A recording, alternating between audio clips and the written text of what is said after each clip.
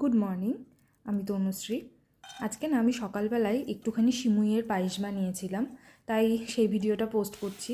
প্রথমে কড়াইতে একটু ঘি গরম করে নিয়ে কাজু কিশমিশটা ভিজে তুলে রেখেছি। তারপরে একটা 10 টাকা দামের সিমুইয়ের প্যাকেট নিয়েছিলাম, যেখানে 75 গ্রাম সিমুই ছিল। যদিও সিমুইটা ভাজা সিমুই ছিল, তাও আমি এর একটু ঘিতে ভেজেই নিয়েছি। তারপর ওই পাত্রেই ফুল ফ্যাট মিল্ক পুরো 1 লিটার আমি দিয়েছি। তার মধ্যে দিয়েছিলাম তেজপাতা আর এলাচের খোসা, আর এলাচের দানাগুলোকে গুঁড়ো করে নিয়েছি পরে ব্যবহার করব বলে। এরপর দুধটা একটু ফুটে একটা বলক উঠলেই তার মধ্যে ভেজে রাখা সিমুইগুলো অ্যাড করে দিয়েছি।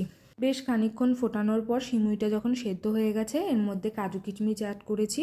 আর রোজ ঠাকুরকে নিত্য সেবায় যে মিশ্রিগুলো দিই সেগুলো জমিয়ে রাখি, আজকে সেইগুলো দিয়ে এই পায়েসটা বানিয়ে ফেলেছি। মিষ্টিটা সম্পূর্ণ গলে গেলে এর মধ্যে এবারে আমি ওই খোসা ছাড়ানো যে এলাচের দানাগুলো গুঁড়ো করে রেখেছিলাম সেই গুঁড়োটা ওপর থেকে ছড়িয়ে ভালো মতন মিশিয়ে নিয়েছি। আর আমি সিমুইটাকে না এরকম পাতলা পাতলাই রেখেছি, কারণ যত সময় যাবে সিমুই কিন্তু তত বেশি গাঢ় হয়ে যায়, ওই জন্য। আর আমাদের বাড়িতে এরকম পাতলা সিমুই সবাই পছন্দ করে। ব্যাস রেডি আমাদের সিমুইয়ের পায়েস। সেইভাবেই আমি গরম গরম প্রত্যেকটা বাড়িতে সার্ভ করে নিয়েছিলাম।